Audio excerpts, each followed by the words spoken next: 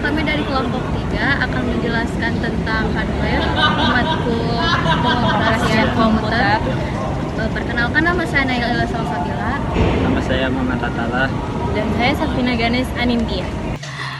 Oke, kita masuk ke hardware. Hardware atau yang biasa disebut dengan perangkat keras adalah setiap elemen komputer yang bersifat fisik, seperti monitor, keyboard, microchip, hard drive, dan berbagai komponen lainnya. Hardware ini dapat dikategorikan menjadi dua komponen. Ada komponen internal dan komponen eksternal. Kita masuk ke komponen internal. Komponen internal itu diperlukan agar komputer dapat berfungsi dengan baik ketika dioperasikan.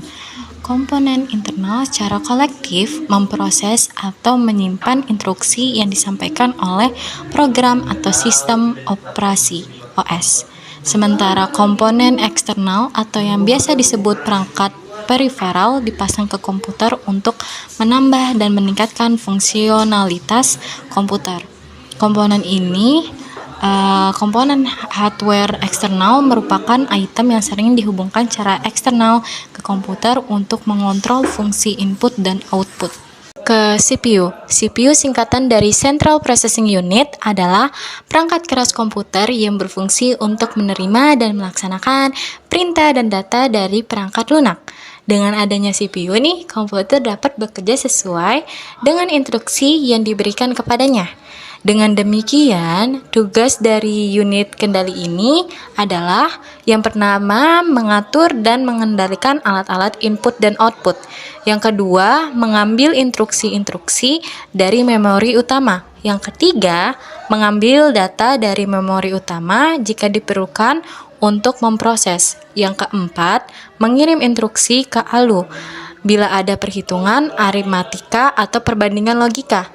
Yang kelima, mengawasi kerja dari ALU. Yang terakhir itu menyimpan hasil proses ke memori utama. Nah, di CPU ini ada bagian-bagian CPU, fungsi CPU, dan jenis-jenis tipe dasar CPU. Nah, kita masuk ke bagian-bagian CPU. Bagian-bagian CPU ini terdiri dari beberapa bagian yang saling bekerja sama untuk menjalankan instruksi-instruksi yang diberikan kepada komputer. Di antaranya ada 8 nih. Yang pertama, arsitektur CPU. Yang kedua, clock span. Yang ketiga, core. Yang keempat, chance. Yang kelima, heatsink.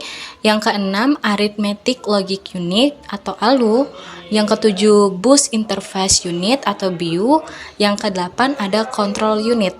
Nah, untuk fungsinya CPU itu adalah inti dari sebuah komputer yang menangani semua instruksi yang diberikan kepada komputer secara umum. CPU ini memiliki beberapa tugas utama nih. Yang pertama itu ada mengontrol akses ke memori dan perangkat lain yang terhubung ke komputer, termasuk hard drive, peripheral, dan perangkat jaringan. Yang kedua ini untuk mengontrol aliran data masuk dan keluar dari komputer, termasuk pengiriman data ke layar, printer, dan peripheral lainnya. Nah, yang terakhir itu kita masuk ke jenis tipe dasar CPU, yaitu ada 7. Yang pertama CPU single core, yang kedua dual core CPU, yang ketiga quad core CPU, yang keempat octa core CPU, yang kelima hexa core CPU, yang keenam deca core CPU, yang ketujuh CPU 12 inti. Input device. Perangkat masukan atau input device adalah alat yang berfungsi untuk memasukkan data dari luar sistem ke dalam sistem komputer. Data yang masuk ke dalam akan ditransformasikan dalam sebuah informasi berupa data-data atau perintah pada komputer.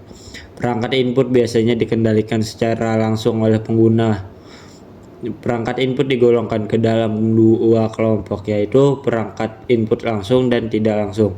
Perangkat input langsung adalah perangkat yang digunakan untuk memasukkan data secara langsung ke sistem komputer tanpa perlu diterjemahkan oleh operator. Beberapa contoh perangkat input pada komputer. Yang pertama ada keyboard. Keyboard terdiri dari tombol-tombol yang difungsikan untuk memasukkan perintah-perintah ke dalam sistem komputer. Yang kedua ada mouse. Mouse bentuknya mirip seperti tikus atau mouse berfungsi untuk memasukkan perintah pada komputer. Yang ketiga ada scanner. Scanner berfungsi sebagai perangkat input gambar dari materi cetak. Yang keempat ada mikrofon. Mikrofon berfungsi sebagai perangkat input audio. Yang kelima ada webcam. Webcam biasanya terdapat di atas bagian komputer yang berfungsi sebagai alat pengambil gambar maupun video. Yang keenam ada flash disk. Flash disk berupa perangkat keras yang berfungsi untuk menyimpan data, mencadangkan data, dan mentransfer file antar perangkat. Lalu lanjut ada storage device atau perangkat penyimpanan, adalah perangkat keras yang digunakan untuk menyimpan, memindahkan, atau mengekstrak data dalam bentuk berkas dan juga objek. Perangkat ini dapat menyimpan data secara sementara ataupun permanen. Bisa ditemukan di bagian internal ataupun eksternal. Storage device dapat berupa perangkat keras atau hardware dan juga perangkat lunak atau software. Contoh-contohnya, yang pertama ada hard disk drive atau HDD, penyimpanan data berbasis magnetik yang menggunakan piringan berputar atau disebut juga platters. HDD biasanya memiliki kapasitas yang besar dan ekonomis dibandingkan dengan SSD. Dan SSD-nya sendiri, flash memory tanpa bagian bergerak, lebih cepat dalam membaca dan juga menulis data dibandingkan HDD, serta lebih tahan terhadap guncangan dan lebih hemat energi. Yang ketiga ada flash disk, perangkat penyimpanan portable berbasis flash memory, mudah digunakan dan juga sering digunakan. Yang keempat ada compact disk atau CD. Media penyimpanan optik yang dirancang untuk menyimpan audio, dapat disimpan di data digital, biasanya hingga 700 MB. Yang kelima ada DVD. Perangkat penyimpanan optik yang dapat menyimpan lebih banyak data dibanding CD yang tadi, biasanya hingga 4,7 GB untuk DVD yang standar. Lalu untuk yang dual player dia bisa menyimpan hingga 8,5 GB. Digunakan untuk film, software, dan data yang lainnya. Yang keenam ada memori SD. Dia kartu memori yang kecil dan digunakan untuk menyimpan data di berbagai perangkat seperti kamera digital, smartphone, dan juga tablet. Yang ketujuh ada disket. Media penyimpanan magnetik yang digunakan sebelum muncul si HDD dan juga flash disk. Disket umumnya memiliki kapasitas yang sangat kecil, ada di ukuran 1,44 MB. Yang terakhir ada pita magnetik. Dia untuk merekam data seperti perekaman audio, video, dan juga dalam penyimpanan data untuk cadangan, terutama dalam skala yang besar. Store device memiliki dua jenis, yaitu yang pertama ada primary store device, memori utama atau memori internal yang menyimpan instruksi, data input, dan data hasil pemrosesan secara sementara. Contohnya RAM dan ROM. Lalu yang kedua ada secondary storage device, memori yang menyimpan data atau instruksi program dalam jangka panjang. Contohnya hard disk, SSD, dan flash disk. Lalu yang terakhir ada perangkat output. Perangkat output adalah komponen dari komputer yang punya tugas utama untuk menampilkan hasil pemrosesan. Terdiri dari 3 jenis fungsi. Yang pertama ada perangkat output visual yang memiliki fungsi untuk menampilkan data dalam bentuk teks, gambar, maupun video. Yang kedua ada perangkat output cetak, memiliki fungsi untuk menghasilkan salinan dari digital yang diproses di komputer pengguna untuk mencetak dokumen fisik. Yang ketiga ada perangkat output suara, perangkat yang dapat menghasilkan audio dari hasil pemrosesan komputer. Perangkat ini digunakan untuk mendengarkan lagu ataupun suara ketika berkomunikasi. Contoh perangkat output komputer dan fungsinya. Contoh perangkat output visual dan fungsinya. Di monitor untuk menghasilkan atau menampilkan gambar dari komputer. Semua tampilan dari hasil berjalannya pemrosesan komputer bakal ditayangkan pada monitor.